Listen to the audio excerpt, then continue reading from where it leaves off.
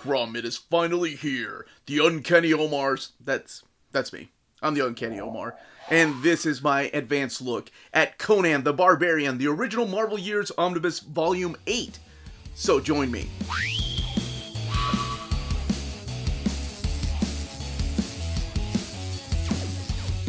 Before getting started, I want to give a huge thank you to David Gabriel and the fine folks at Marvel for sending us an advanced copy of this omnibus. This omnibus is due out in the direct market and book market on September 27th or 28th, depending on where you get your books. So here it is, finally.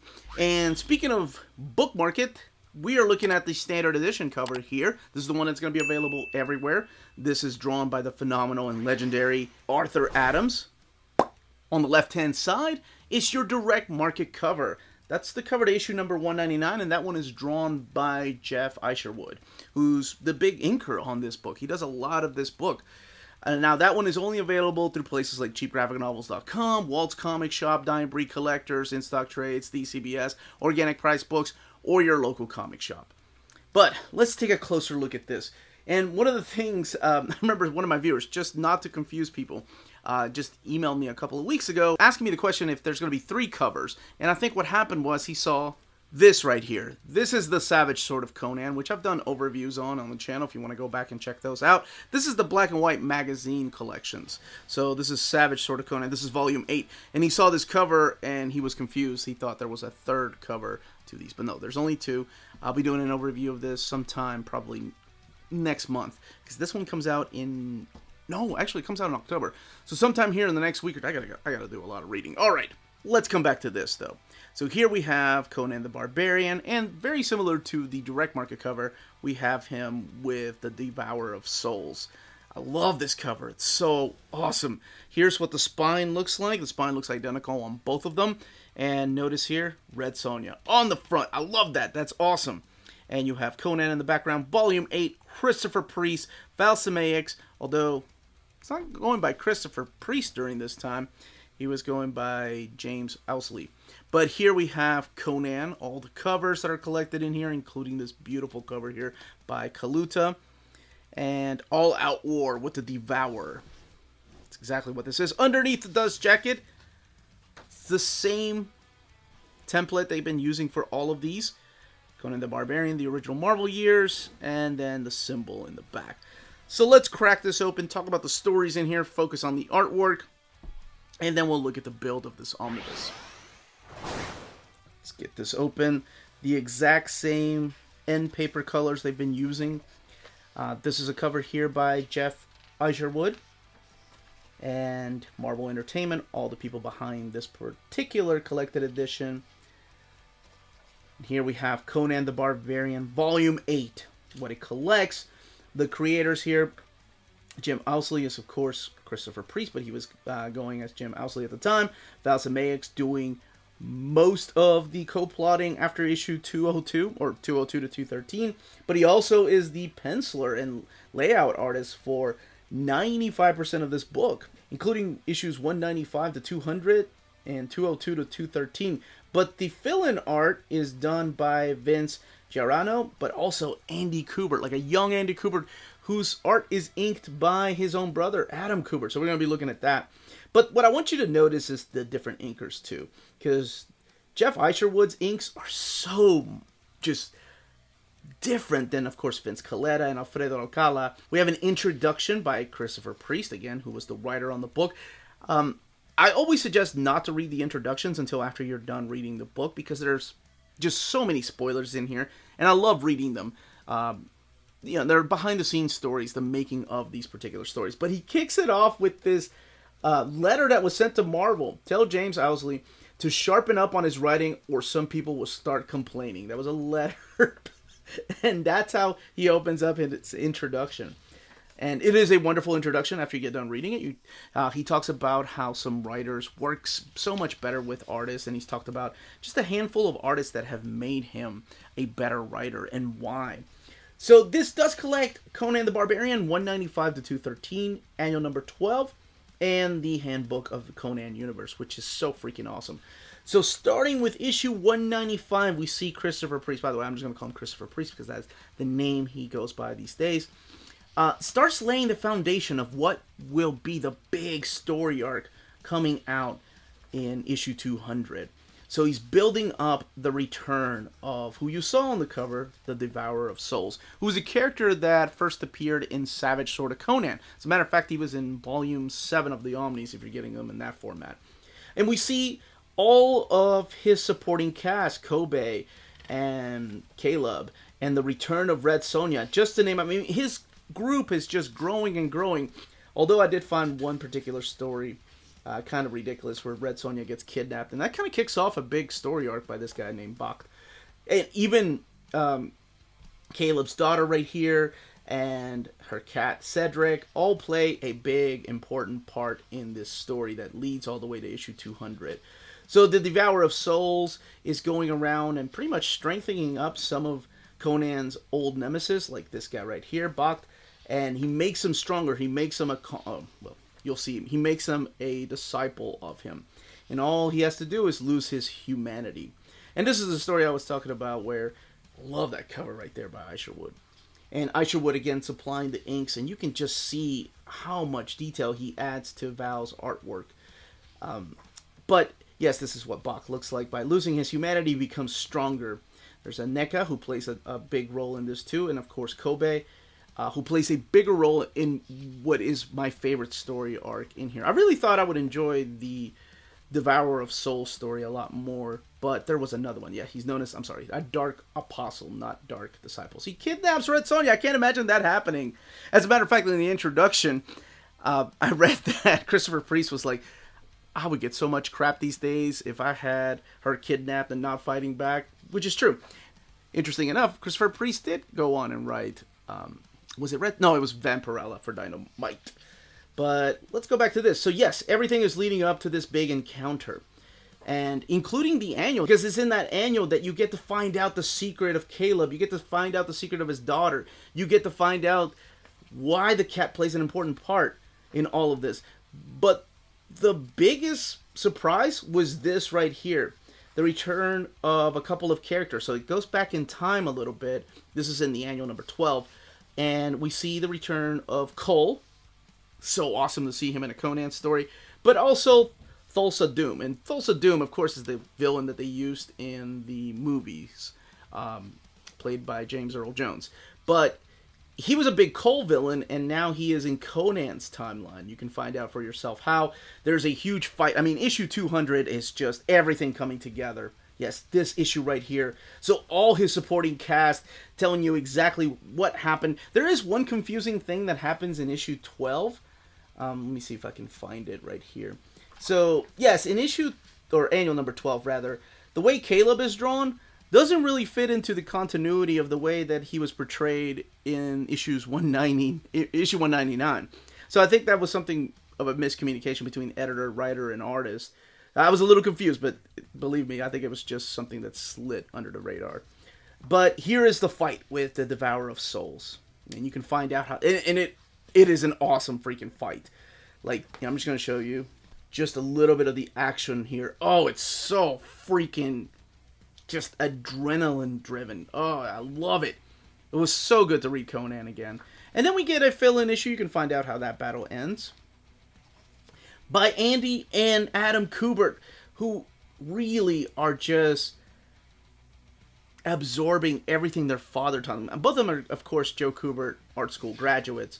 But it's like they are channeling their inner father to draw this particular issue. Because it sounds, I mean, he's a little scrawny, so it looks like a little bit like Tarzan in a way, but Joe Kubert's Tarzan. So this right here is what I was talking about. This is Vince Colletta doing the inks for Val. And you can see how much less detail he puts into it. He does an amazing job. He's a great inker, but it's a lot different than, Jeff Isherwood. Like putting that amount of detail into the finished art. Just almost night and day. But like I said, Vince Colletta is not a bad inker. It's just he's a different inker. Even Alcala, who does, I believe, the next issue here, Alfredo Alcala, his inks are a little more detailed, but they're still rough around the edges compared to Jeff's inks right here. But just to kind of give you an idea of the different inkers that are applying their work to Val's pencils. And then we get the return of Val and Jeff doing the rest of the stories. Now we have Thulsa here, Thulsa Doom. It's kind of like the aftermath, how they're dealing with that. One of the things that I've always appreciated about Conan, and if you're reading them, and it's very important to pay attention to this. I know it's a very small thing to people sometimes, but one of the things that they did here, you don't realize it because they're, especially with Christopher Priest, the way he was writing it, Conan and his crew are moving east, more and more east, and they're heading to this area right here, Khitai. And that's where Kobe comes from, and that's where my favorite story arc is in this particular omnibus. So it's one story leading into another. Christopher Priest, again, laying the foundations of all these stories like Kobe to set up this big trilogy. And I'm going to talk about this. So they finally got to that Khitai area, or the outskirts of it, so they get to see the Khitai army. And again, this is Kobe. So Kobe in the previous volume was a character that was given to Conan as a slave. But Conan never treats him as a slave. He treats him like a warrior. Because why would Conan have a slave? And this has ties to Kobe's legacy. Like, who will become the ruler of Khitai? Because he is related to the Heku. And you can find out who that is and what that means. But how can Khitai have a new ruler if that ruler is a slave to somebody? And that's the part that Conan plays. So it's a story about both of these guys and their legacy, and how Conan sees not just Kobe, but also just how he sees all of his fellow travelers. We do get a new lady here. This is Savante, who is well, she's from a brothel, so she's one of those ladies who also lays the foundation for the next coming stories. But this trilogy came about, this is so, oh, look at that, that is so awesome. This trilogy came about because Christopher Priest read, oh, you know, where the hell was I? Poor Aneka. She can't get with Conan, so she goes and kisses Kobe. Poor Kobe. But anyway, this trilogy came about because Christopher Priest read the Lone Wolf and Cub from First Comics at that time when it was being published. And I thought that was so cool that he was so inspired by that we have an Asian type of country in here, in the story of Conan, which he's been leading up to since the introduction of Kobe. So you can find out how that ends up. Here's the story with Savane. And yeah, there's a story in here about a young Conan, this one here. So it goes back to that Barry Windsor Smith type of character design right here, but it's a story, a flashback story featuring a young Conan, and then we get back to Conan the Barbarian, the one that we know, the more rugged type, fighting a bunch of dinosaurs and saving babies. And then we get the Conan universe all the way in the back. Love that cover. That is a beautiful cover by Kaluta. And we have some internal artwork in here by John Buscema, just kind of breaking down some of the places, some of the people that Conan has run into, some of the weapons. I love this. I think this is such a great addition to the Conan Omnis. I'm glad that they kept it here. There's Baylit. So, one of the things that I heard about Conan from a lot of my viewers whenever I do overviews is like, okay, well, I'm done after Roy Thomas leaves. I'm not going to get any of the J.M. DeMatteis or Christopher Priest. It is really interesting to see some people do come back and get Christopher Priest and skip like the J.M. DeMatteis era. But I don't know, maybe it's just a break from me from the norm of reading some, maybe it's because I was busy reading Judge Dredd or reading Hellions or reading Seven to Eternity. It just felt like going back home to me, so I enjoyed this a lot. I enjoyed this more than I did the previous two volumes. This was a really good Conan omnibus. The story, the Heku story by itself, or I'm sorry, the Heku story, I thought was just excellent storytelling. Both writer and artist working together, like in sync, to tell one amazing epic story. So yeah, I was a little worried that the stories, and they did. I'm not gonna even sugarcoat it. They did go downhill, even towards Roy Thomas's the end of his run. I heard he comes back though. Even towards the end of his run, they did take a little bit of a dip. But this is so good. I really enjoyed this. I like the stories. It's weird to see Conan with a bunch of supporting cast, and they all do go their own way, of course, because Conan's a loner. But I feel like that's the trick that Christopher Priest needed to tell a narrative story, to tell a bunch of dialogue, because, you know, Conan is a barbarian. He's a silent type, so he doesn't speak a lot. So instead, he focuses on his supporting cast and builds those characters, which is nice. I like those, and I really enjoyed a lot of those characters. This is the piece right here, the original art. Man, I'd love to have that. Oh, that is beautiful. I wonder if they sell prints of those. Here's the original cover art. This, again, being the cover to the... no, I'm sorry. This is the cover to the Omnibus. This is issue 198. This is 199. And then they have the Hyborian report. And this is really interesting, too, because I didn't read this whole thing because I had to move on and read a bunch of other stuff. But here are some rumors about Conan the Barbarian, the third part. And it's being directed by Arnold himself. And I was like, what? Those were rumors before the internet was even around. Let me see if I can find it. Because that's the one that stood out to me that I had to read. So it was a rumor about Conan the Barbarian, the third movie coming out, and how, yeah, Arnold was going to end up directing it. Yeah. Conan 3 is a go. Schwarzenegger to direct. Oh, wow. What? Can you imagine reading this? Oh my gosh. I couldn't wait. Because that's what they wanted to do. They wanted to make Conan like James Bond. They wanted to have a film like every freaking year. That never happened, though. And in case you have the direct market cover, they put the variant right here. This is the one for the standard edition. Now, as far as the build of this omnibus, it is sewn binding at 624 pages. This is one of the smallest Conan omnis. I forgot to say, the book also retails for $125. But this one was printed at the iMac printer like the previous volumes. But one thing I noticed was the paper stock.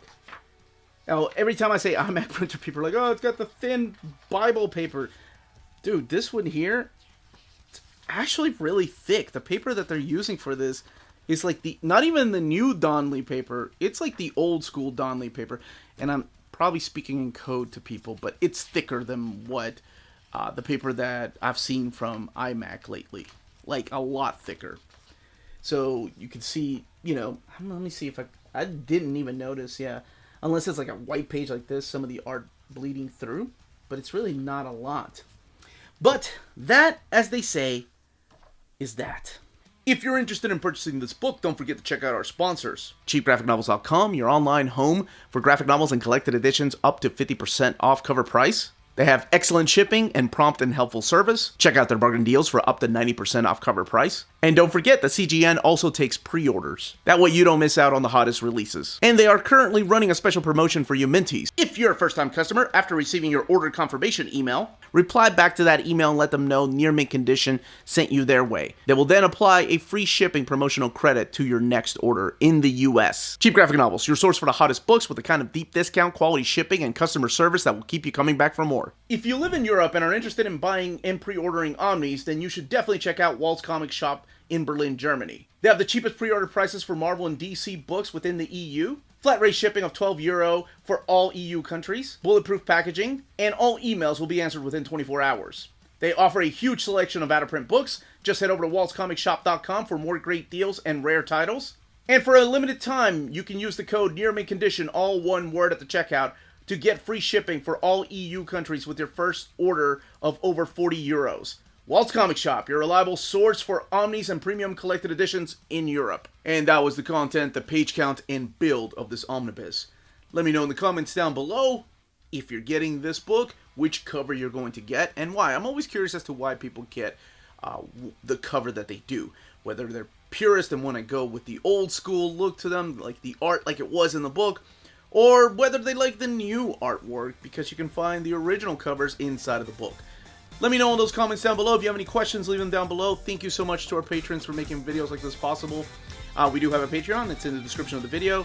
And more importantly, all of you stay healthy and safe out there. Much love.